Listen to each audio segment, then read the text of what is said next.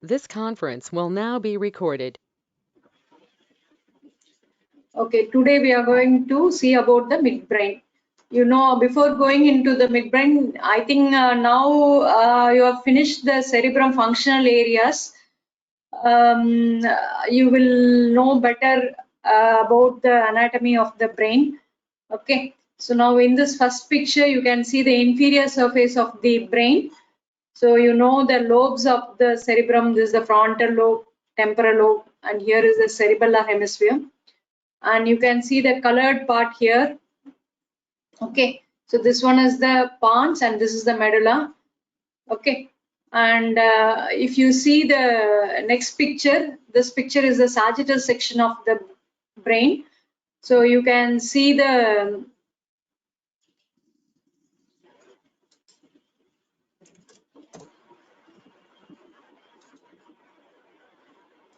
okay, you can see the sagittal section of the brain here. This one is the corpus callosum, a type of white matter of the brain. Okay, and you can see the thalamus here. This is the interthalamic connection. And here you can see the section of the brainstem also. You know the brainstem consists of midbrain, pons, and medulla oblongata. So this yellow color one is the midbrain. Okay, you can see the midbrain. This is the midbrain in the inferior surface. In the sagittal section, this part is the midbrain. So the cavity of the midbrain here is the cerebral aqueduct. So the cerebral aqueduct above it connects with the third ventricle. So this cavity here is the third ventricle. Third ventricle is the cavity of the diencephalon. Okay, the cerebral aqueduct connects with the fourth ventricle, which is the cavity of the hindbrain. So the hindbrain consists of pons, medulla oblongata, and cerebellum. So this in between this three structure, this cavity in purple and green, this is called as the fourth ventricle. After this fourth ventricle connects with the central canal of the spinal cord. I think now you are clear about the position of the midbrain. Okay, so in the next picture, I have removed everything about the, I have removed the cerebrum. You can clearly see the brainstem part alone here. Okay, now this part is the midbrain. You can see the midbrain. Here the medulla and pons is removed. So now the red colored box is showing the midbrain here. So this area is the midbrain. Will you be able to identify the structures here, whatever? Somebody will answer. Pooja, roll number 90. Okay, will you answer what is this? See the arrow mark. Okay, and answer what is this? This part. Optic chiasma. Yeah, optic chiasma. Okay, what is this one? This is the optic tract. Okay, this is the optic tract. Okay, so now you can see this is the tuber cynarium. This part is the tuber cynarium. Okay, so this is the infundibular stem, and this two elevations here is the mammillary bodies. Okay, mammillary bodies, and you can see some perforated area here. This perforated area is called as a posterior perforated substance. Okay, on either side of the optic tract, you can see another perforated area. This is the anterior perforated substance.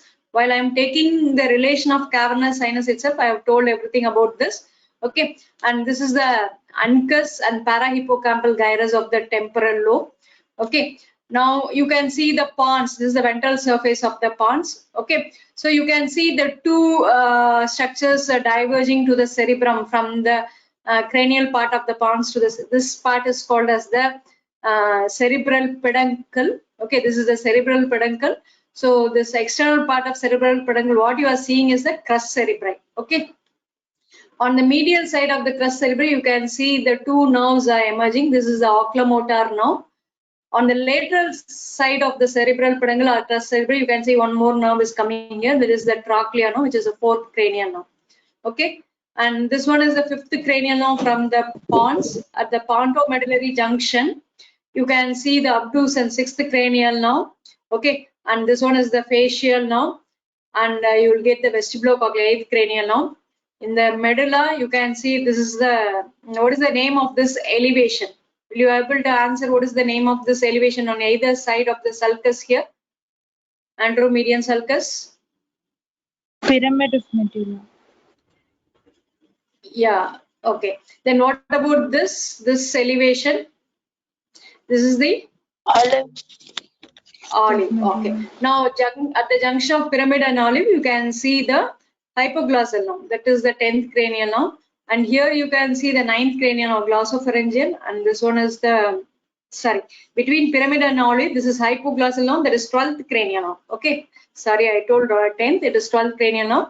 So between the olive and the inferior cerebellar peduncle, here you can see the 9th, 10th, and 11th cranial. 9th is glossopharyngeal, 10th is the vagus, and 11th is the accessory nerve, spinal accessory. Now you are clear about the structures here. Any doubt in this part? Anybody? So anybody is having doubt, you can unmute your mic and you can just otherwise you can chat and you can ask in the chat box also. I'll wait for a few seconds. Do you have any doubt in this?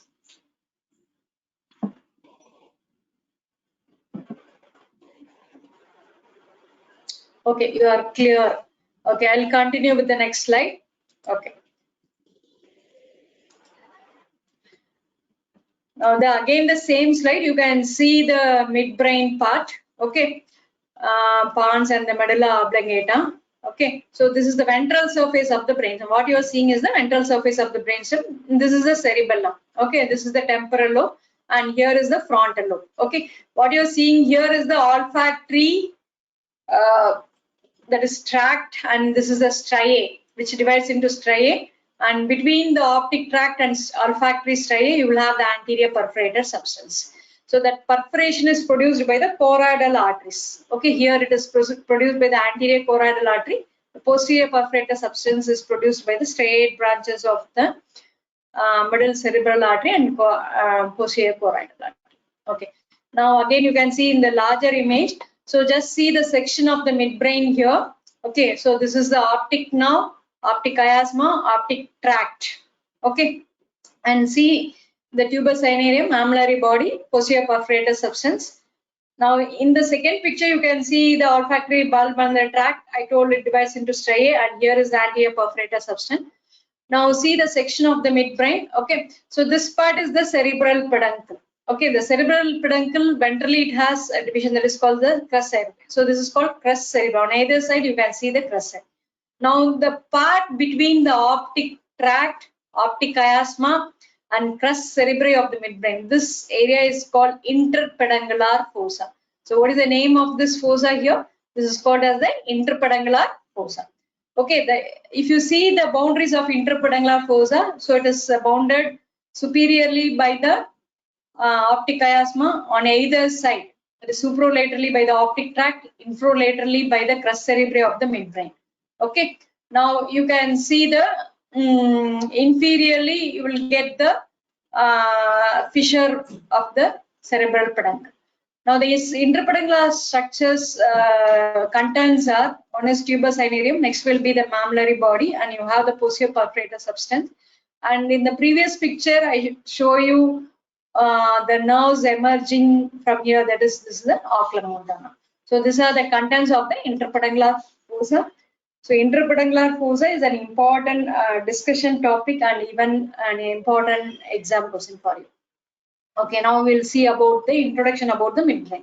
So this is the shortest part of the midbrain. Its length about 2.5 centimeter and width about the same 2.5 centimeter. Its cavity, you know, the cavity of the midbrain is the cerebral aqueduct. It is also otherwise called aqueduct of Sylvius. Okay, so what is the other name for midbrain? Do you have any idea about the other name for midbrain?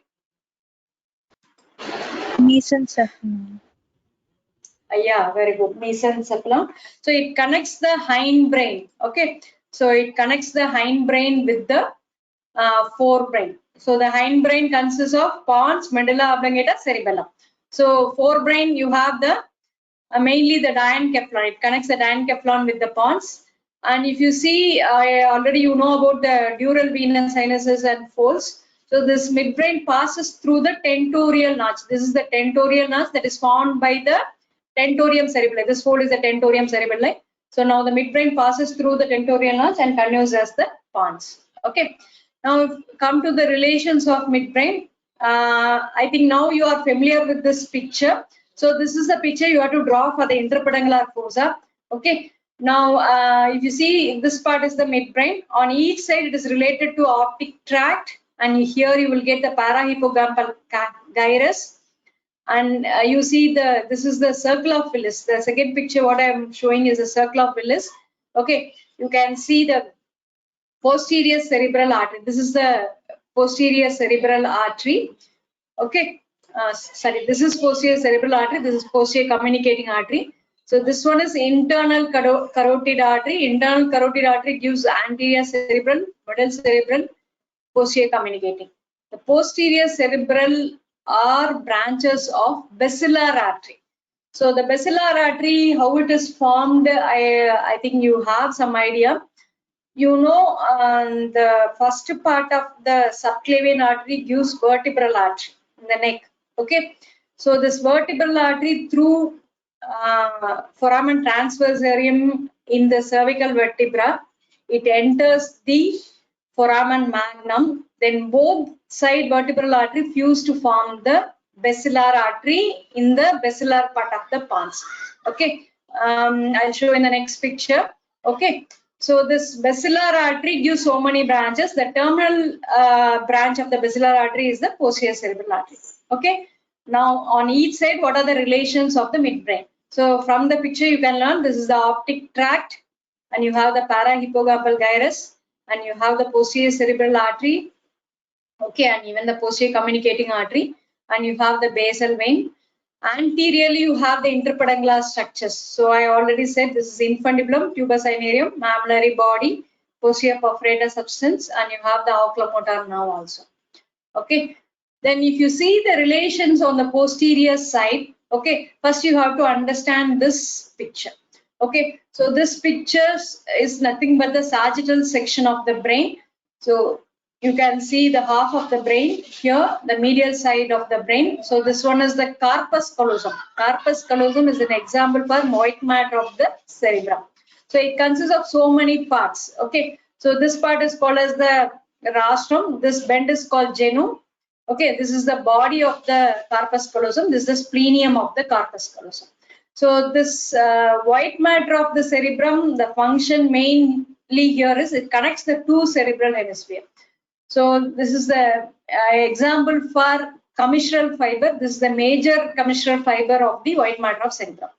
So now the midbrain, this is the midbrain. So posterior is related to splenium of corpus callosum, and this part is the thalamus. So it is related to posterior end of thalamus, and here is the pineal gland. And in this area you have the great cerebral vein also. So already you have learned in the dural venous sinus, the great cerebral vein continues with the straight sinus. Okay, so now this cavity is what is the name of this cavity? Anyone, will you answer? What is the name of this cavity? Third ventricle. Yeah, third ventricle. Third ventricle. Okay. Okay. Somebody is listening song and by both in dual way they are, I think, listening song also and listening class. Okay, good. Okay. Now I think you are clear with the posterior relation. Okay. So now this is the cerebral aqueduct. Okay, which is the cavity of the midbrain. Okay. Now come to the posterior cerebral artery. I already said the posterior cerebral artery is related to which side of the midbrain? On each side of the midbrain. Even you can tell posteriorly also. So see the vertebral artery. This is the vertebral artery which joins at the pontomedullary junction and forms a basilar artery in the basilar sulcus. Then it terminates by dividing into two posterior cerebral artery. So now the posterior cerebral artery is connected to internal carotid artery by posterior communicating artery. Now see the next picture. This is the internal carotid artery. You can see the anterior cerebral, and this is the middle cerebral artery. Okay, so clear about the relations of the midbrain. Any doubt in this? Shall I continue? Yes or no? Yes, ma'am. Okay. So I'll continue. Okay, we'll go on to the external features of the midbrain. So external features of the midbrain, if you see, so it has two surface, ventral surface, and this is the dorsal surface. This is the anterior view of the brainstem, and this is the posterior view of the brainstem. And here you can see a cavity here. This is the fourth ventricle, cavity of the fourth ventricle. So this part is the midbrain, and here is the pons, and this is the medulla oblongata. Okay, now this cavity is called as the fourth ventricle, which is rhomboid in shape or diamond in shape. Okay, now see, this is the ventral surface of the midbrain. Okay, now see what are the features of the ventral surface of the midbrain. So the ventral surface consists of crus cerebri on either side, which is a anterior part of the cerebral peduncle. So it is superficially corrugated, okay, because the fibers will pass from the pons to the cerebral hemisphere and from cerebral hemisphere to the pons also. Okay, so actually it forms the caudolateral boundaries of the interpeduncular fossa here, and it you can see this starts from cerebral hemisphere and ends in the basilar part of the pons.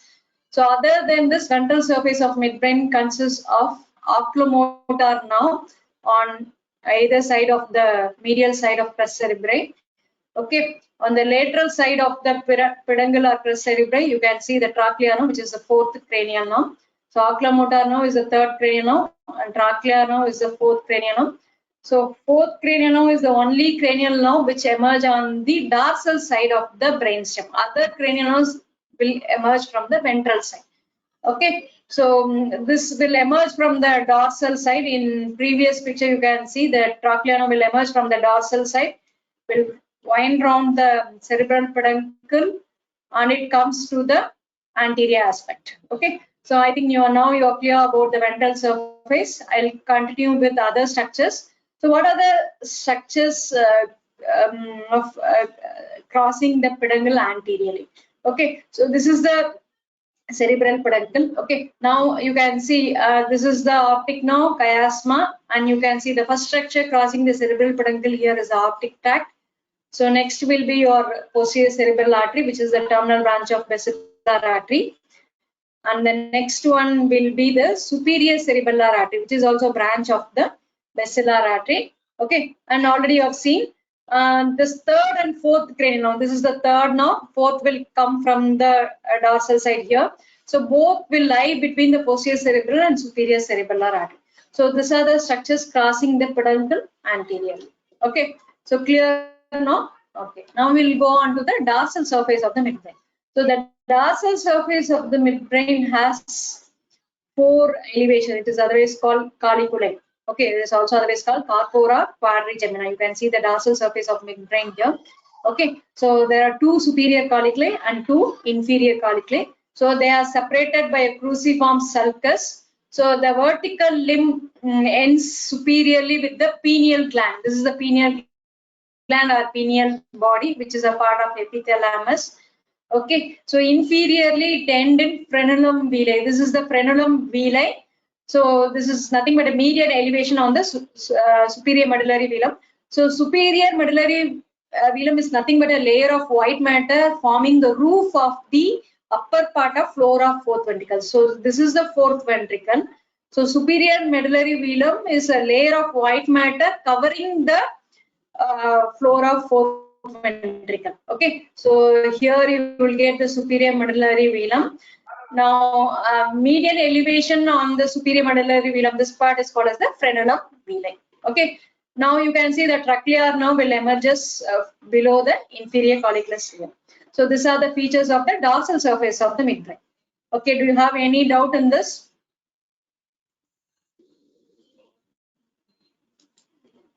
No, ma'am. Okay, good.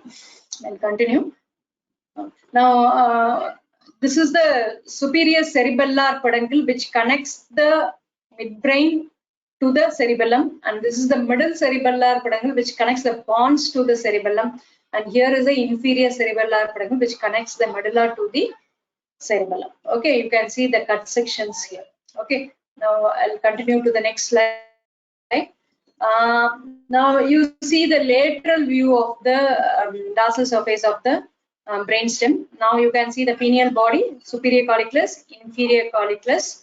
Okay, so don't concentrate on writing, just listen to the cursor and what I am saying. Okay, so this is the lateral view of the dorsal surface of midbrain. Okay, now you can see the 4 elevations. So this superior colliculus and inferior colliculus. Now this superior colliculus is connected to lateral geniculate body. So some of you has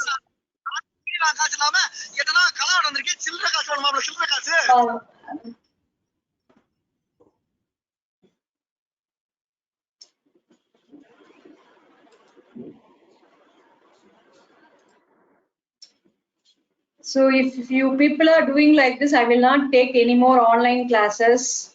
Okay. See, I'm spending my time and coming and taking the class. So since you have requested, I'm taking. If you are disturbing like this, I will in future I will not take class like this. Okay. Okay. Now see, this superior colliculus is connected to lateral geniculate body through the superior brachium. Okay, this is the superior brachium. Inferior colliculus is connected to medial geniculate body through inferior brachium. So this is superior brachium, inferior brachium. Okay, so now the superior colliculus acts as a subcortical center for visual reflex, and this inferior colliculus acts as subcortical center for auditory reflexes. Okay. So now I'll continue on to the internal features. So far you have seen the external features of the midbrain. Internal features is the most confusing part for you. Okay. So for you, physiology of nervous system is over or not yet? Now only they're teaching, ma'am. Okay. They have taken the tracts. Tracts of the Yes, spinal ma'am, they're cord. teaching. Now only they're teaching, ma'am. Ascending tract. Now only they're teaching from ascending tract. Okay, so I think you are familiar with something.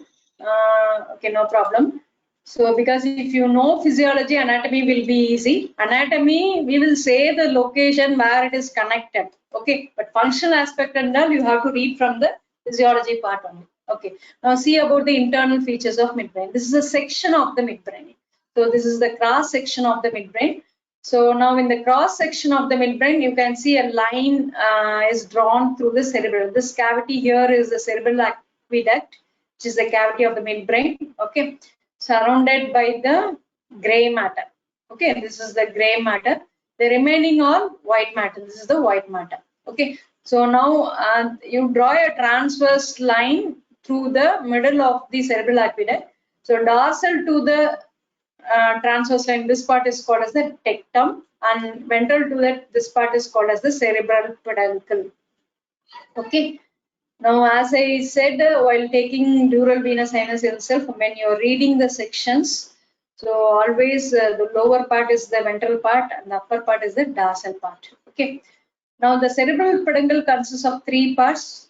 The anterior part is called as the cus cerebri, and you can see the darkened corrugated part, that is the substantia nigra, and this part is the tegmentum. Okay, so now you are dividing again the cerebral peduncle into 3 parts: cus cerebri, substantia nigra, and tegmentum. I think now you are clear about the parts of the internal features of midbrain. The tectum consists of superior colliculus and inferior colliculus.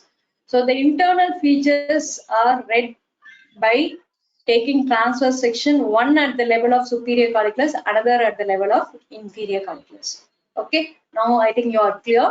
So first we'll see the transverse section of midbrain at the level of inferior colliculus. Okay, so before going into that, you have to understand this picture. Don't see the right up part. Okay, so just see the picture and understand. Okay, this is the section taken at the level of inferior colliculus. So you already know the parts of the internal features. So this dorsal part is called tectum. The ventral part is called cerebral peduncle, which consists of ventral cus cerebri, substantia nigra, and tegmentum. in both the levels, at the superior and inferior colic level, the crus cerebrae and substantia nigra will be similar. There is no change in this part. Okay, so both the parts are present. They will have similar properties. Okay, but other areas, this gray matter surrounding the cerebral aqueduct and the white matter in the tegmentum will have different features. Okay, so first we'll see at the level of inferior calculus. So you can see the nucleus of inferior calculus here in the tegmentum. You can see the cerebral aqueduct. Surrounding this, you can see the gray matter. Okay, so this is the tegmental area, and you can see the substantia nigra, and this is the crus cerebrae. Okay, now this inferior calculus level, before going into the actual level, we'll study about the crus cerebrae. So what is crus cerebrae? Already I said it's a corrugated part which connects the cerebral hemisphere to the pons. Okay, it contains important descending tracts which connect the cerebral cortex to mainly spinal cord, cranial nerve nuclei, and pontine nuclei. Okay, so if you see in this, you can see that this is the crus cerebrae part, which is divided into 3 parts. So this is the medial part, and that is medial. You divide this part in divide into 6 parts. So this is medial 1/6, and this is the middle 2/3, and this is the lateral 1/6 of the crus cerebrae. So the medial 1/6, the fibers passing here are the frontopontine fibers. So the fibers arise from the cerebral cortex and they end in the pontine nucleus. So that's why this is called as the frontopontine fibers. So next, the middle 2/3 part consists of corticonuclear and corticospinal fibers. Okay, so this corticonuclear fibers, they start from the cerebral cortex and end in the cranial nerve nuclei. Corticospinal fibers, they end in the anterior horn cells of the spinal cord. So other than this, lateral 1/6 consists of temporopontine. That is, the fibers will arise from the temporal lobe and they end in the pontine nuclei. Okay, so like that you have the paretopontine and occipitopontine fibers also. So now I think you are clear about the crus cerebrae. Do you have any doubt in the crus cerebrae? So mainly it consists of descending tracts. Okay, so which connects the cerebral cortex to the anterior horn cells of spinal cord, cranial nerve nuclei, and pontine nuclei. Okay, now see, actually this crus cerebrae lies anterior to substantia nigra. So as I already said, it is divided into one. It's wrongly mentioned here. Actually, it's medial 1/6 and lateral 1/6. Okay, then middle 2/3. Okay, so it is not 1/5, middle 2/4. Okay, so this crus cerebrae, if you see,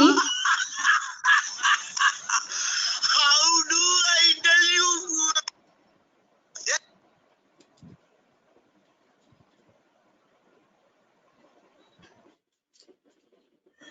so who is unmuted mic and now? If you people are not telling, I'm not going to continue the class.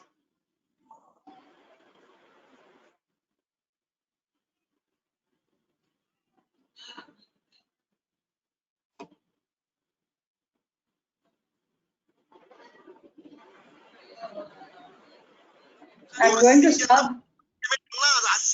சரி என்ன பண்ணலாம்?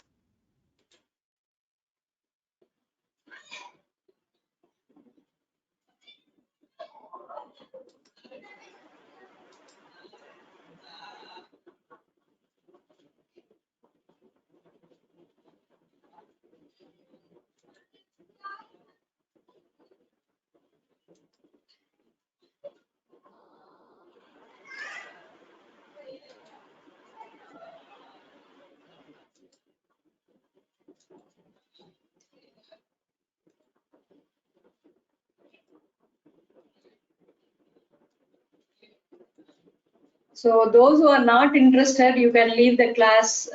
Since some of them has asked for the class, I'm just taking the class.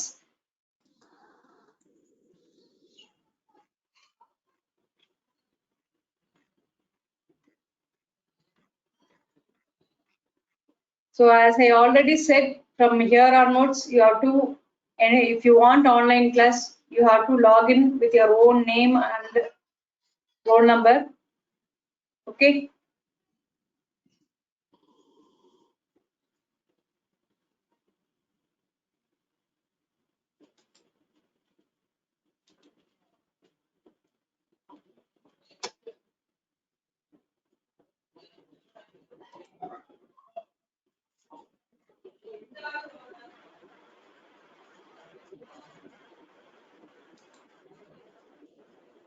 Okay, I'll continue with the class. Okay. So the crus cerebral above it will continue with the corona radiata and below with the basilar part of the pons. Now see this picture. Actually, in sagittal section they removed the corpus callosum, everything, and even the thalamus also. Now you can see the lentiform nucleus, which is part of the basal ganglia. Okay, and this is the corona radiata. Okay, so now this is the crus cerebral above it connects with the corona radiata. Okay, and below you can here also you can see the crus cerebral here. Okay, so this is the lentiform nucleus. You can see the putamen, everything, globus pallidus here. So you can see the different fibers: frontopontine, paretopontine, temporo. Okay, so that's all about the crus cerebral. Next we'll go on to the substantia nigra. So substantia nigra, you know, so where it is located? Between the crus cerebral and the tegmentum here. Okay, so it is the pigmented layer of the gray matter. So this part here you can see with the pigment. This is the substantia nigra between crus cerebral and tegmentum. So it extends between pons and subthalamus. It is considered as a part of extrapyramidal system. So it consists of nerve cells with melanin pigments, and mainly this involves in dopamine synthesis. So it consists of two parts. The substantia nigra consists of two parts. One is the dorsal part. This is the dorsal part, and this is the ventral part. The dorsal part is called as the compacta, pars compacta, which is the pigmented part. So the cells are more in number here, and it is smooth, and the concavity will be towards the tegmentum. In the previous picture you can see the substantia nigra, the concavity here it is towards the tegmentum. Okay, and this is rich in melanin pigment. And if you see the ventral part is called as the pars reticular. This are pars reticulata, and this is a cell poor zone. Okay, and it is spiked and less pigmented, and this is rich in iron. Okay, I think now you are clear about the two parts of the substantia nigra. This is dorsal part is called compacta, and the ventral part is called as the reticular part. Okay, now what are the connections of the substantia nigra? Substantia nigra forms an important connection with the basal ganglia. So the efferent fibers will come from the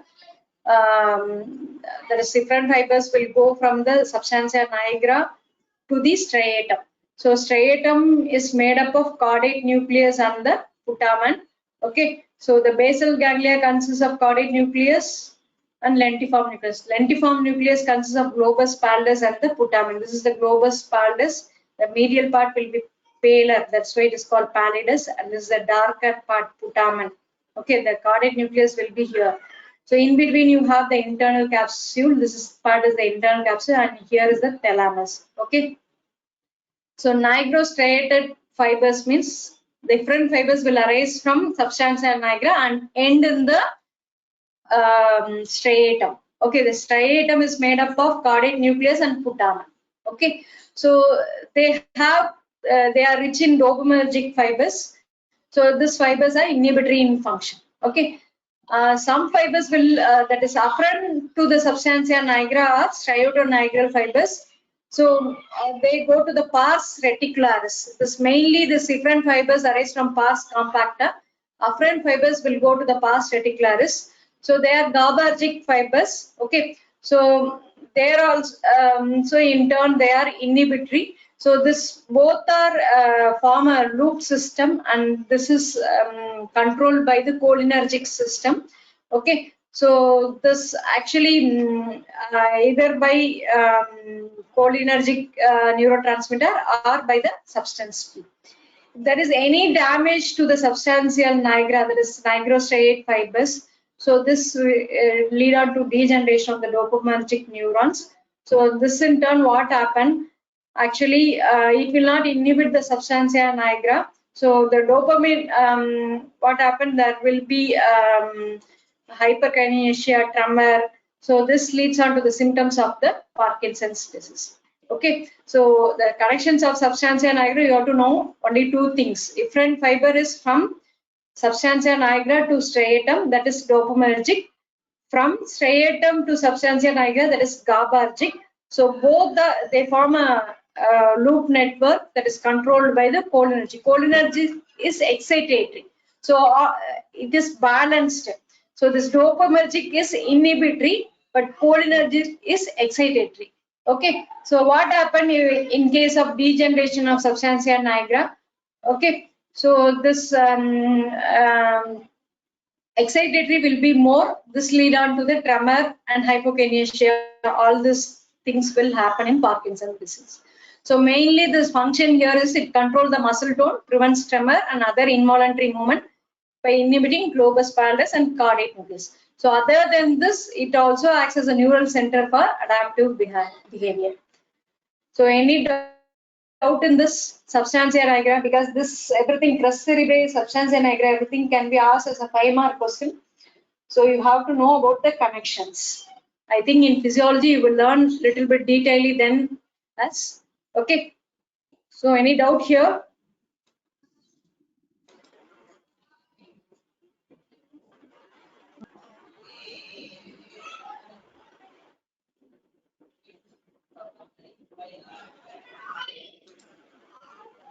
Okay. So I'll continue. Okay. So next we'll go on to the proper section of midbrain. Then about what are the structures we are going to see. So you have to always read in two headings. One is the gray matter, another one is the white matter. You know the gray matter is located around the cerebral aqueduct. So this is called central gray matter. Okay, the central gray matter consists of nucleus. So at the level of inferior calculus level, it has trochlear nucleus. So this is the trochlear nucleus, which is the fourth cranial nerve nucleus. Then you have the mesencephalic nucleus of the trigeminal. Actually, the trigeminal nerve mainly it arises from pons, but it has its mesencephalic nucleus in the midbrain also. Okay, even the sensory nucleus will extend up to the spinal cord. Okay.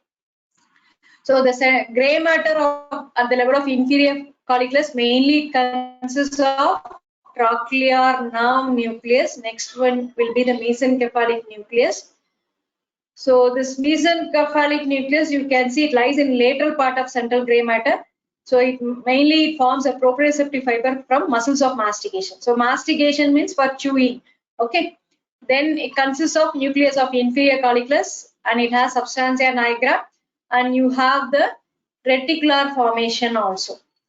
Here you have the reticular. This picture is not mentioned. So I think you are clear about the gray matter. So in exam, in 5-mark question, they used to ask transfer section of midbrain at the level of inferior calculus. For this, you have to draw the diagram. First, memorize the diagram. Okay. So in each part, what is present. Okay. Then you explain little bit about each structure. For example, trochlear nerve nucleus means it is fourth cranial nerve nucleus. So what about mesencephalic nucleus? Like that you have to explain. Okay. So now I'm going on. I will detailedly say about each structure later. First, I'll finish what are the structures in the inferior calculus level. Now see the white matter. So this white matter is the structures which is present here mainly in the tegmental area. So you can see the decussation of the superior cerebellar peduncle. Okay, this is the decussation of superior cerebellar peduncle and lemniscus. So you have medial, trigeminal, spinal, lateral. There are 4 lemniscus at the level of inferior calculus level. Then next ventral to the trochlear nerve nucleus, you can see M. This M is nothing but the medial longitudinal fasciculus. Then below that you can see a T. So this is nothing but the tectospinal tract. Then below the decussation, that is just above the dorsal to the interpeduncular fossa, you can see the rubrospinal tract. So this, sorry.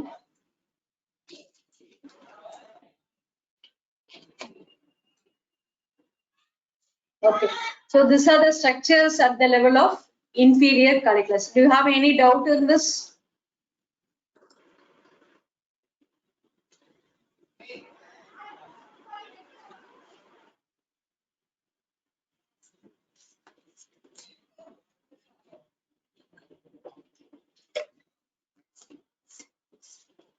Okay. So I'll continue.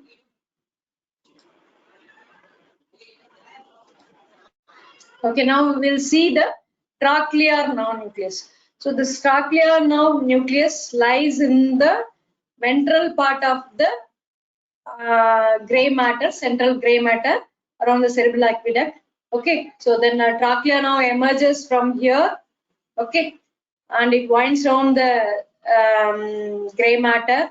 Okay, then it crosses at the superior medullary velum here. Okay, then it runs on the side of the cerebral peduncle. Okay, this then it enters the ventral part of the cerebral peduncle. So here it runs between the two arteries, posterior cerebral, superior cerebellar artery. Then it enters the lateral wall of the cavernous sinus. Then through superior orbital fissure, it enters the orbit. Finally, it supplies the superior oblique muscle of the eyeball. It is one of the extraocular muscle, so which is supplied by the trochlea. This is the only muscle supplied by the trochlea now. So this trochlea now forms a somatic efferent nuclei. That means it supplies muscles of the body wall. So here somatic means body wall, efferent means motor nuclei. So it supplies the extraocular muscle. Which extraocular muscle? Extraocular muscle is nothing but the muscle surrounding the eyeball. One of the extraocular muscle is the superior oblique, which is supplied by trochlea now. Now you are clear about the trochlea now. Any doubt here? Because these are the extra points you have to know about the trochlea now. Any one of you can unmute and you can answer because it's time getting late. So I have to explain even the superior calculus. I'm not getting any response. Okay, if you respond, then lecture will be nice. Okay, so I got continue. Okay, now see about the inferior calculus. So where is the inferior calculus? Okay, in this picture you see this is the inferior calculus. Okay, so this already you know the inferior calculus is connected to which geniculate body, lateral or medial geniculate body? Will you answer? Some of you will Medial. answer. Okay, Medial geniculate body. So it acts as a relay station for which pathway? Hearing pathway. Auditory. Good. Auditory pathway. Okay. So now it acts as a relay station for auditory pathway. So it also reflects center for response to auditory stimuli. Now see this. This is the connection of the inferior calculus. In this, this is the inferior calculus. So the auditory stimuli is coming from the cochlear. You know the vestibulocochlear nuclei, which is the 8th cranial now. Cochlear nuclei is situated in the where in the internal ear. Okay. So now through spiral ganglion, this auditory impulses will reach the spiral ganglion. From there, it goes to the cochlear nuclei. So from there, the fibers will cross, they will form trapezoid body in the pons. Okay, so they form the trapezoid body in the pons. So from there, the fibers sometimes we go to the superior olivary nucleus and directly they form the lateral lemniscus fibers and they end with the inferior calculus. Otherwise, some fibers without relaying in the olivary nucleus, they directly go form the lateral lemniscus and they will relay in the inferior calculus. So from there, through inferior brachium, it go to the medial geniculate body. From there, it goes to the cerebral cortex. So the auditory cortex is located in which part of the brain? Will you answer for this? Because functional areas is over for you. Auditory area is located where? You didn't go through. I think today's class is functional areas. Okay, you find out and answer me in the WhatsApp. Okay. Okay. So the afferent fibers are mainly from the lateral lemniscus. So the efferent fibers, even from medial geniculate body, it goes to inferior colliculus through superior brachium or directly to inferior colliculus. Okay. So other than this inferior colliculus is also connected to superior colliculus. In this picture, you can see this is inferior colliculus, this is superior colliculus, this is the opposite inferior colliculus. Okay. So now even the inferior colliculus is connected to superior colliculus, because if you are seeing something, for example, if everything should be coordinated. If you are hearing some noise, some dangerous noise, means what, immediately you will turn your face and you will see what is making noise. So that coordination should be there. So always there will be the fibers for this from the inferior colliculus and superior colliculus are interconnected. So other than this, it is also connected to the motor nuclei of cranial nerves and even to the spinal cord through tectospinal tract. So clear about the connections of inferior colliculus. It mainly forms a relay station for auditory pathway, and it acts also reflex center for response to auditory stimuli. That reflex center is mainly through superior colliculus and also through motor nuclei of cranial nerves. So this forms the tectospinal and tectotegmental tracts. Okay. I think you are clear about the inferior colliculus. Any doubt in this? This what sir has mentioned in his PDF. I have just copied the slide from there only. Okay, since I have no time to type everything. Any doubt here? Anybody? Okay, Bharneshwar has answered its primary auditory cortex, vernix area. Where it is located, vernix area? That's what my question. Vernix area is located where? Okay. Temporal lobe. Yeah, very good. Temporal lobe. Okay, good. So we'll go on to the next slide. So you know what is a trapezoid body? That is, trapezoid body is nothing but the decussation fibers from cochlear nuclei that is located in the pons. Okay. So the lateral lemniscus is formed by the fibers from the trapezoid body and even from the superior olivary nucleus. So it is seen both in the upper pons, lower midbrain, and finally it ends in the inferior colliculus. So what you are understanding now? Will you see the lateral lemniscus in the superior colliculus level? Yes or no? No, very good. So you will not see the lateral lemniscus in the superior collicular level. Okay. Now go to the, what are the other decussating fibers you will see at the level of the inferior colliculus. As I already said, you can see the decussation of superior cerebellar peduncle, that is mainly formed by the fibers arising from dentate nucleus of the cerebellum. So which pass through superior cerebellar peduncle. So both this will decussate in the ventral part of the tegmentum of the midbrain. This you are seeing in the midbrain at the level of inferior colliculus as decussation of superior cerebellar peduncle. So it is made up of dentate rubral fibers. Okay, so clear? Okay. So next you have 4 lemniscus at the level of inferior colliculus from medial to lateral. So the first one will be the medial lemniscus, second one will be the trigeminal, third one will be the spinal lemniscus, and fourth one will be the lateral lemniscus. You know already about lateral lemniscus. It conveys auditory sensation to inferior colliculus from 2 ears. So mainly from the opposite, okay, because they cross, okay.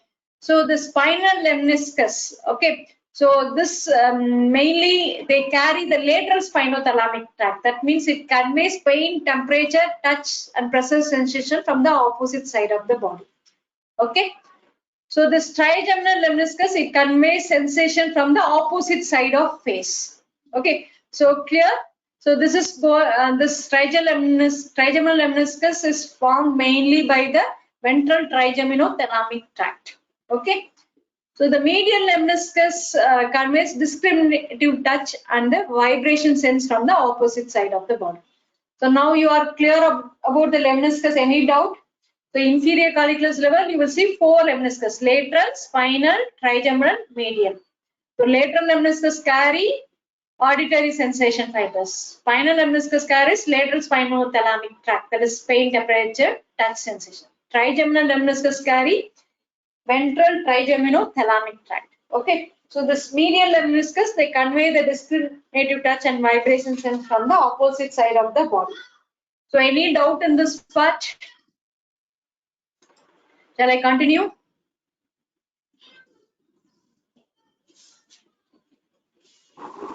Yes, ma'am. Okay, good. I'll continue with this.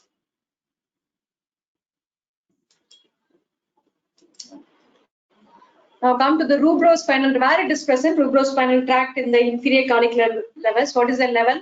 Because I didn't show this picture where it is present. Now you tell without, because I already told where it is present at the level of inferior colliculus. Where it is seen?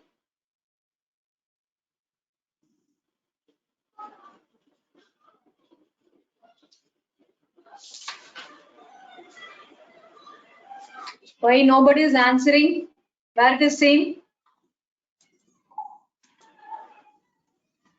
Below the decussation of the superior collicular tracts. Superior cerebellar peduncle. It's not superior collicular, it is superior cerebellar peduncle. Okay? Okay. So now rubrospinal, that means here rubro means red nucleus. It arises from red nucleus, which is located at the level of superior colliculus of midbrain. From there it goes to spinal cord, that is lateral column of the spinal cord. So you can see the rubrospinal tract at three levels: one lower midbrain, pons, medulla. So even for pons and medulla, you can write the rubrospinal tract. So now you are clear about the rubrospinal tract. Any doubt? I'll tell while taking red nucleus in little bit detail about rubrospinal tract. Okay. So next will be the tectospinal. Tectum means either superior colliculus or inferior, but here mainly the superior colliculus. So it also terminates in the anterior column of the spinal cord. So the main function here is it forms the motor function for skeletal muscle of the head and eye in response to visual stimuli. Okay. So clear about the structures in the white matter of the inferior colliculus. Do you have any doubt in this?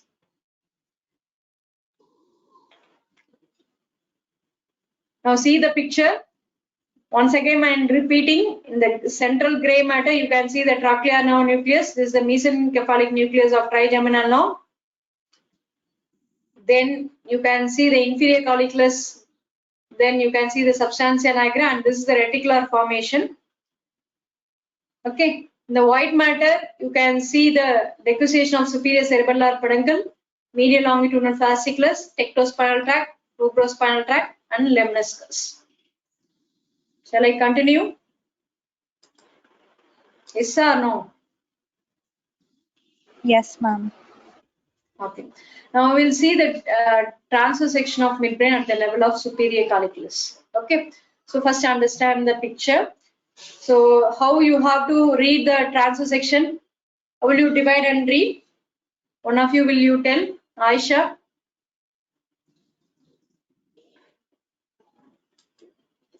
Aisha is there?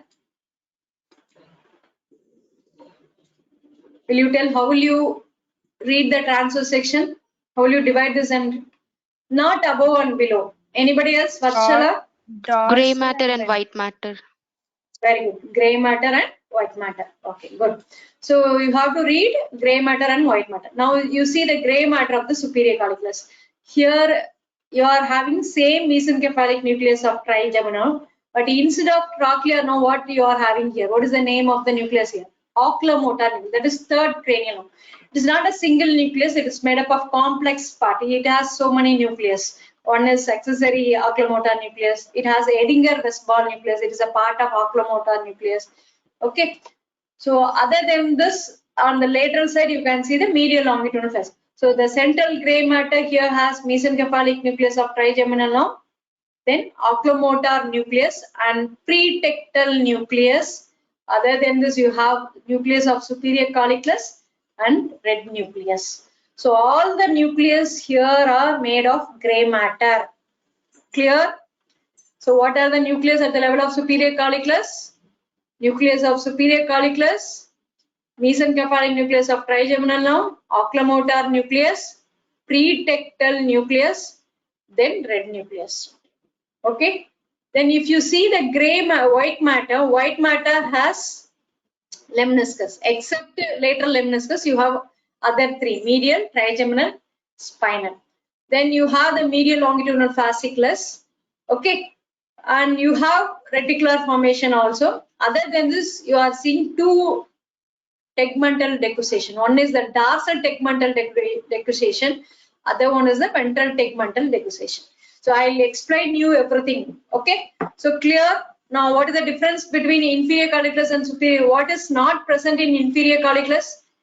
So now you are seeing the picture of superior calculus. What you will not see in the inferior calculus? One of you will answer. Nucleus. Oculomotor. Oculomotor you will not see. Then what else you will not see? Lateral meniscus. Where lateral meniscus you will see in inferior. Here you won't see. Then what else? What is this? Prerectal. Okay, pretectal. What else you will see? What are the two decussation? There you will see the decussation of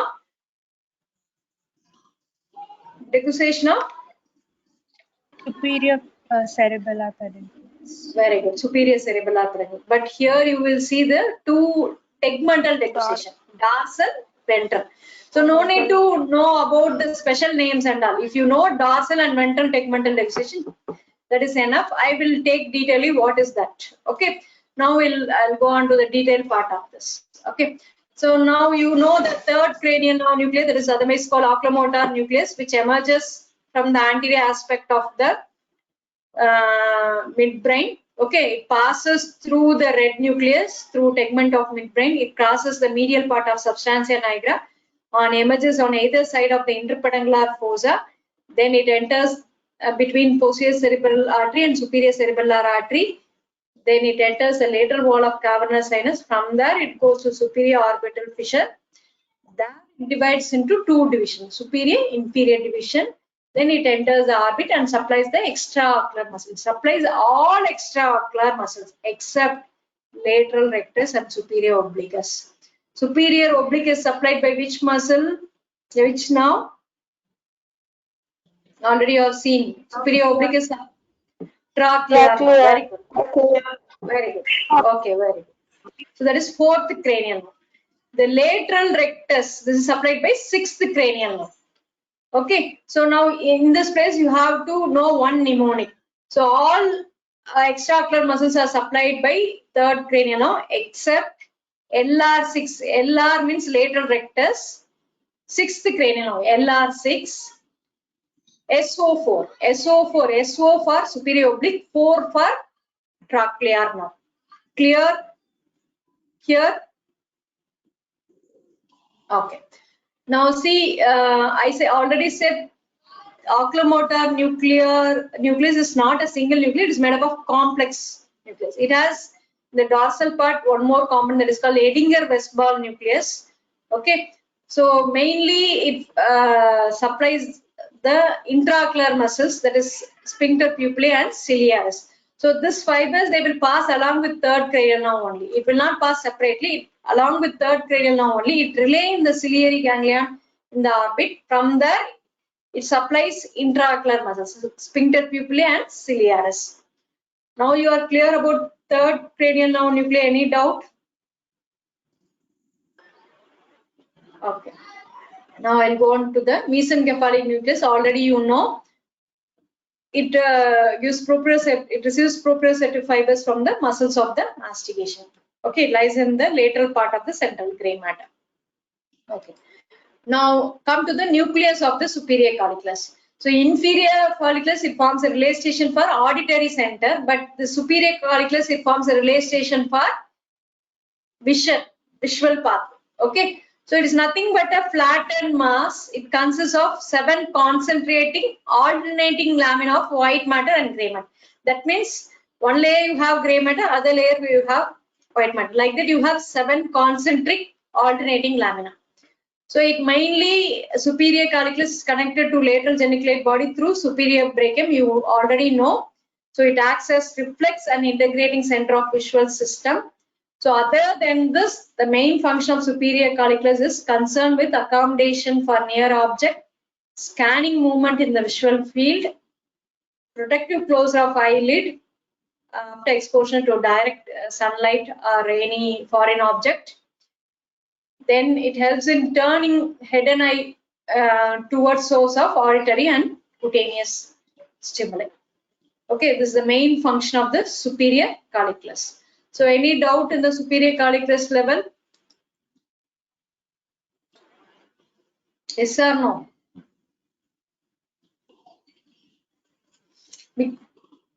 Okay, so I'll continue. Now I'll go on to the connections of the superior colliculus. So first understand this picture. This is the superior colliculus. This is the opposite superior colliculus, and here you can see the inferior colliculus. So this is cerebellum. Okay, and you can see the red nucleus and substantia nigra here. Here you can see the lateral geniculate body, and this is the retina. Okay, here is the thalamus. So the afferents for the superior colliculus are received from retina through superior brachium. Okay, then it also receives afferents from the spinal cord.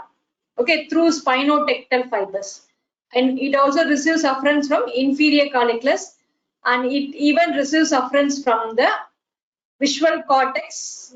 Okay, through thalamus it receives from visual cortex and frontal eyelid of the frontal lobe. Okay, so now efferents will go to the tectospinal tract. So from the superior colliculus, so tectospinal tract, through tectospinal tract it go to the even it goes to the cranial nerve nucleus, 3rd, 4th and 6th cranial nerve nucleus, and also to the spinal axillary nucleus and to the spinal anterior horn cells of the spinal cord. Okay, so they are tectospinal tract and tectonuclear fibers. So they are responsible for moving the eyes and the head. Okay, so clear. Now you are seeing an object. For example, if you are seeing the snake in front, what do? Immediately you will run out. Okay, so for that everything to be coordinated. But on seeing the noise, what you will turn the face. So for that 5th cranial nerve and the 11th cranial nerve, it mainly supplies the sternocleidomastoid and trapezius muscle, which helps in the movement of the head and neck.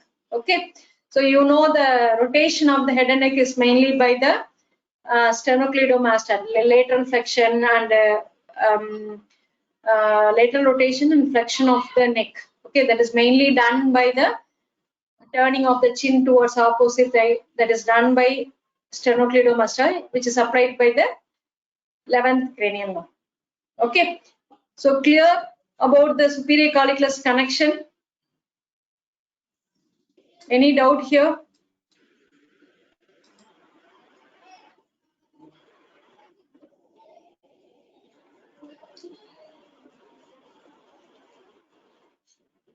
Okay, clear. So I'll go on to the next slide. Now come to the pretectal nucleus. It is located lateral to the central gray matter, that is in the dorsal part below the nucleus of superior colliculus. So mainly it receives afferents from the optic. First understand this diagram. This is the or you can see the eyeball. So this is the optic nerve, then chiasma, optic chiasma. This is the optic tract, which end in the lateral geniculate body. So now you can see the section of the midbrain at the level of superior colliculus. You can see both the nucleus here, nucleus of superior colliculus, and you can see the pretectal nucleus, and here is the Edinger-Westphal nucleus. So now this receive afferents from the optic tract. You can see it receives afferents from the optic tract, and it gives efferents to Edinger-Westphal, a part of oculomotor nucleus. Okay, so it is an important part of pathway for pupillary light reflex and consensual light reflex. This is the main function of the pretectal nucleus. If there is any lesion here, it leads on to Argyll-Robertson pupil, where the right reflex will be lost, but accommodation reflex will remain intact, because the accommodation reflex is mainly passing through the Edinger-Westphal nucleus. So it is not passing through pretectal nucleus. So now you are clear about the pretectal nucleus. Any doubt here? Shall I continue?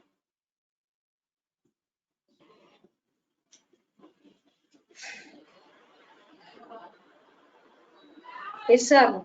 Okay. Okay, we'll go on to the red nucleus, which is very important. The red nucleus. So here in this picture you can see the red nucleus in the red colored. Okay, so it is either red or pink in color. It is ovoid mass. It is 5 millimeter in diameter. So lying dorsomedial to the substantia. This is the substantia nigra. So it extends from the caudal part of the superior colliculus to subthalamic region. So red nucleus you can see from caudal part of superior colliculus to the subthalamic region. Subthalamus is again a part of the limbic system. So the red or pink color is mainly due to its high vascular blood supply and it is rich in iron pigment. Okay, so this iron pigment is present in the multipolar neurons. Okay, so actually the red nucleus consists of two parts. One is the caudal part, another one is the cranial part. So the caudal part is called magnocellular part and the cranial part is called as the parvicellular part. Okay, so this caudal magnocellular, as the name itself, magnocellular consists of large multipolar neuron, but parvicellular consists of small multipolar neurons. This magnocellular part is older in phylogeny. Okay, it doesn't have much function in humans. It is well developed in lower species. But parvicellular is recently developed and it is functional in human. Okay, and you can see the red nucleus is pierced by the fibers of the oculomotor nerve. Okay, it is also surrounded by a capsule which is derived from the decussation of the superior cerebellar peduncle here. Okay, now we'll see the connections of the red nucleus. It's very important. So it consists of afferent connection, efferent connection. Afferent is sensory, efferent is motor. Okay, so it receives sensory. I think some of you has unmuted mic. Just mute your mic. I'm hearing some noise.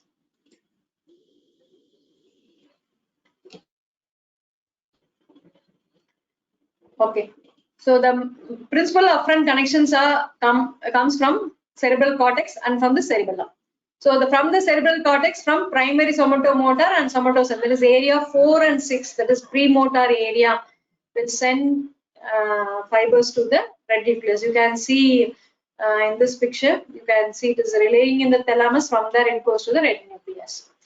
Then it also receives from the cerebellum, that is cerebellum, which nucleus? Contralateral nucleus, opposite side, globose, emboliform and dentate, mainly from the dentate. We are the superior cerebellar peduncle. So you know the the fibers arising from dentate nucleus, they decussate in the lower part of the midbrain, that is at the level of inferior calculus level. Okay, they relay in the red nucleus. So other than this, the fibers also will come from globus pallidus and from subthalamic nucleus, hypothalamus, substantia nigra and tectum. Okay, these are the main afferent connection. If you see about this is I think this both the pictures you will understand. This picture also same you can see here. So this is the cerebello-rubral fibers and you can here see the cortico-rubral fiber. Okay. Now you can see the decussation of superior cerebellar peduncle that is formed by the dentatorubral fibers here. Okay, so now we'll go on to the efferent connections. So efferent connections are mainly 4. Out of this is rubrospinal, that is from red nucleus to the spinal cord, rubrobulbar, that is to the cranial nuclei, and rubroreticular. Okay, so before it forms tract itself, they undergo decussation. Okay, so you can see the fibers arising from red nucleus, they decussate here.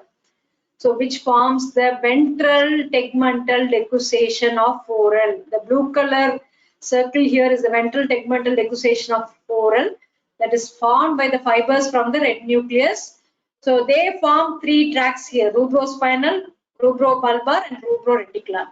Rubrospinal, you can see it end in the anterior horn cell of the opposite side spinal cord. Rubrobulbar end in the motor nuclei of the 5th and 6th cranial, even also in the nuclei of 3rd, 4th and 6th. And rubroreticular tract, it connect with reticular nuclei of the caudal brainstem. Okay, so clear? Any doubt in the efferent connection? Now, how the ventral tegmental decussation is formed also clear. No, any doubt at this stage? Any doubt?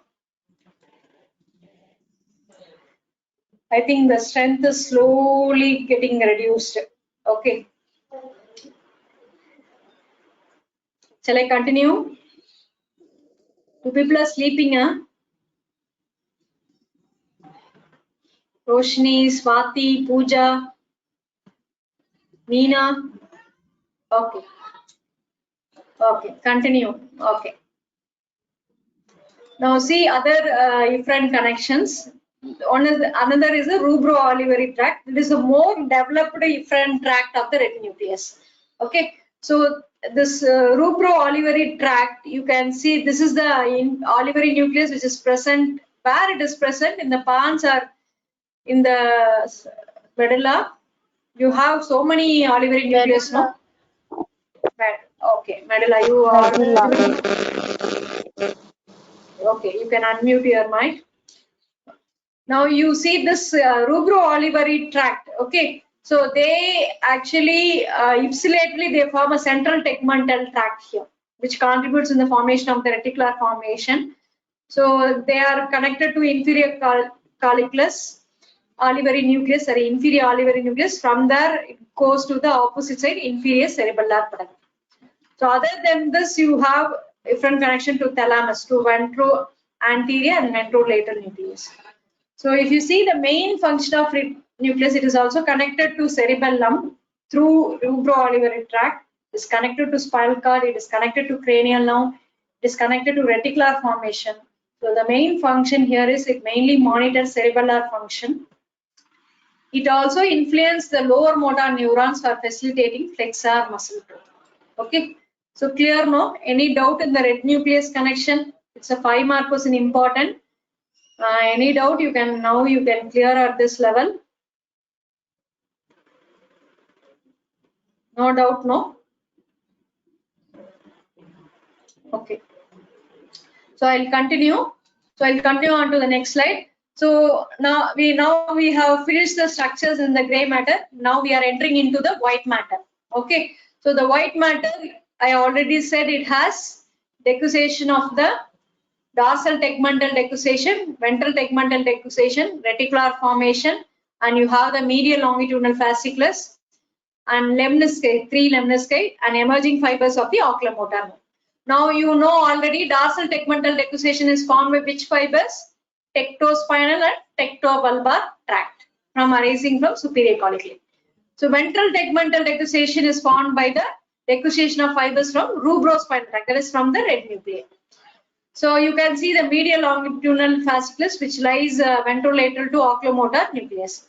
And you know the lateral lemniscus end in the inferior calculus, so you cannot see in the superior calculus level. And you can see the emerging fibers of oculomotor. So these are the structures you can see in the white matter. I think here you are clear. Now we are going to detail into the medial longitudinal fasciculus. So which is medial longitudinal fasciculus? This is the medial longitudinal fasciculus. So it is a heavily myelinated composite tract found in the paramedian plane of the brainstem. Okay. So it extends cranially to interstitial nucleus of Kajal. That means it is an accessory oculomotor nucleus. So it is located at the junction of the midbrain and diencephalon. So caudally it connects with intersegmental fasciculus of spinal cord. Okay. So now you see this picture. This is the interstitial nucleus of Kajal. You can see the vestibular nuclei here. This is the spinal cord level. So now medial longitudinal fasciculus is extending from where to where? It extends from midbrain, junction of midbrain and diencephalon to the spinal cord. Okay. So it consists of 2 fibers, ascending fibers, descending fibers. So ascending fibers arise from all vestibular nuclei. There are 4 vestibular nuclei: superior, median, lateral, inferior. So the fibers arising from all nuclei, they constitute the ascending fibers. Okay. So descending fibers, they mainly arise from the medial vestibular nuclei. Okay. So they arise from medial vestibular nuclei. So other than this, you can see the ascending fibers also connect the oculomotor nucleus, trochlea nucleus, abducens nucleus, nucleus of lateral lemniscus. Okay, this descending fibers connect the spinal nucleus of the accessory nerve. So this is how it coordinates the conjugate eye movements and associated movements of the head and neck. Okay, if there is any lesion in the upper part of the pulse in the region between abduction and oculomotor nuclei, so usually you can see the paralysis of medial rectus muscle of eyeball. Okay, and you can see the mononuclear horizontal nystagmus also. Okay, so any doubt in this part? So it has two components, ascending, descending. Ascending arises from all vestibular nuclei. It is connected to oculomotor nucleus, trochlear, abduction, nucleus of lateral lemniscus. Descending mainly arises from medial. Okay, and it is connected to spinal nucleus of accessory nerve. So shall I continue? Yes or no? Okay.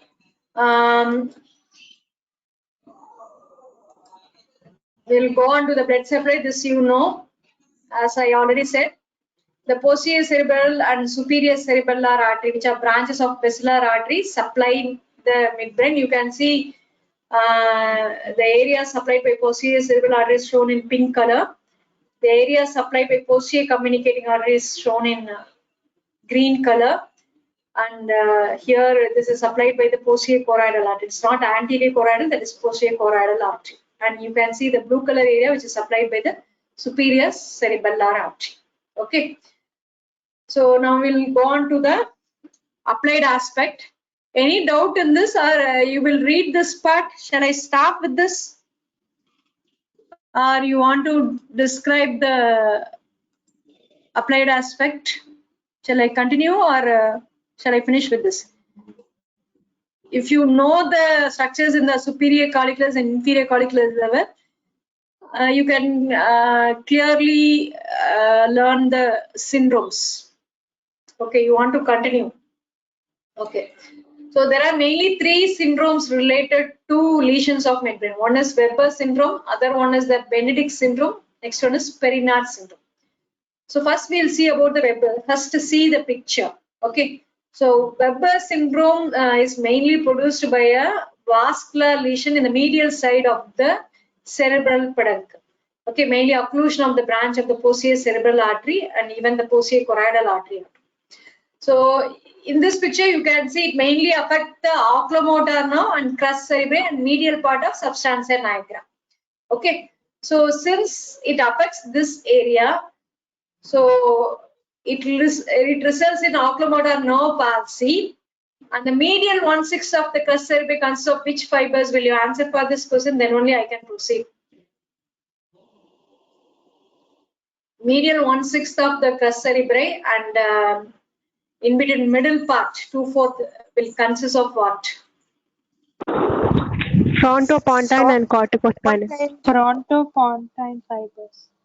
Yeah, very good. Frontopontine fibers. In the middle you have the corticospinal and corticobulbar. Okay, nuclear or bulbar fibers. Okay. Now, because of the involvement of third cranial nerve, you have ipsilateral lateral squint. Just go on to the YouTube and see the picture of the lateral squint. Lateral squint means actually the eye will be turned to the eyeball will be turned to the lateral side. Okay, so because here third cranial supplies all extraocular muscle except lateral rectus and superior oblique. So the lateral rectus helps in the abduction of the eyeball. So you know what is abduction? Lateral movement of eyeball is called abduction. Here the abduction is active, but the medial rectus which produces adduction, that is paralyzed. So it cannot adduct. The eyeball cannot adduct.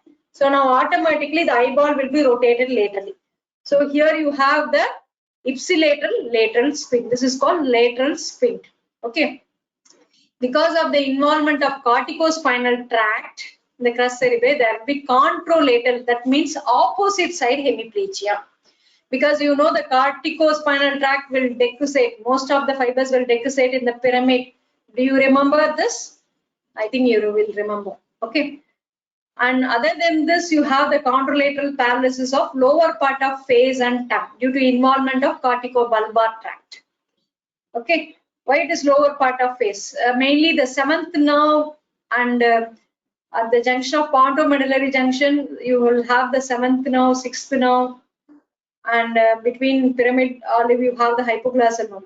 So everything will be affected here because the fibers, the corticobulbar fibers are affected. So you will get the paralysis of the lower part of face and tongue. Then oculomotor now also supplies levator palpebrae superioris. What do you mean by levator? Levator means elevation. Palpebrae means eyelid. Superior means muscle which is present in the upper eyelid. So which is supplied by oculomotor now gets paralyzed. So automatically the upper eyelid will droop down. This condition is called ptosis. Okay. So I already said the intraocular muscles, that is sphincter pupillae and ciliaris is supplied by Edinger-Westphal nucleus. So this mainly helps in the accommodation reflex. So accommodation will be lost and pupil will be dilated and fixed to light. Now you are clear about the signs and symptoms. Any doubt here? You can interfere and ask if you have any doubt. Because I could not place the picture, I have no enough time to prepare the slide. In between my household work, I'm trying to prepare as much as possible. Okay. Do you have any doubt in this part? Yes or no? Okay. So now I'll continue with the next slide. What is the next syndrome? Next syndrome is Benedict syndrome. Okay. So this Benedict syndrome, you can see the area involved in Benedict syndrome, mainly due to vascular ischemia involving the oculomotor nerve, red nucleus, medial lemniscus, trigeminal lemniscus, and spinal lemniscus. And even you will get the decussation of the superior cerebellar peduncle also will be involved. So this results in same symptoms what you have seen in the Weber syndrome. That is ipsilateral oculomotor, that is squint, paralysis of levator palpebrae superioris resulting in drooping of eyelid. Then you will get ptosis, that is then you will get the accommodation reflexes will be lost, pupil will be dilated. All this is because of the oculomotor palsy. Then because of involvement of trigeminal and spinal lemniscus, there will be an opposite side loss of pain and temperature because it carries lateral spinothalamic tract. The pain, touch, temperature sensation is carried by this. And other than this, due to involvement of medial lemniscus, there will be loss of tactile, muscle and joint and vibration sense. That is opposite side. And due to involvement of red nucleus, there will be opposite side tremors and involuntary movement. And even the fibers of superior cerebellar peduncle involvement also results in this. So any doubt in this part? Shall I continue? Benedict syndrome, any doubt? Yes or no? Okay. Okay, I'll continue. Now I'll go on to the next syndrome, Perinard syndrome. Perinard syndrome, you can see in this picture area involved in Perinard syndrome. This is due to lesion of the superior caliculi, which is compressed by tumor of the pineal gland. You know, in the dorsal surface, in between 4 caliculi, you have the frenulum wheel, that is cruciform sulcus. The superior end of cruciform sulcus will continue above with the pineal gland. So the pineal gland is present above the superior calculus. If there is any tumor of the pineal gland, it will compress the superior calculus. This results in a syndrome called Perinard syndrome. It is mainly characterized by the loss of upward gaze movement without affecting the other eye movement. Okay. So clear? Any doubt? So with this, I'll finish my class. If you have any doubt, you can ask now. Okay. Thank you. Okay. See, I will send the link of the recorded session to you people because those who have attended, I will send. but don't send it to others. Okay, so they are not interested. I don't want to trouble them.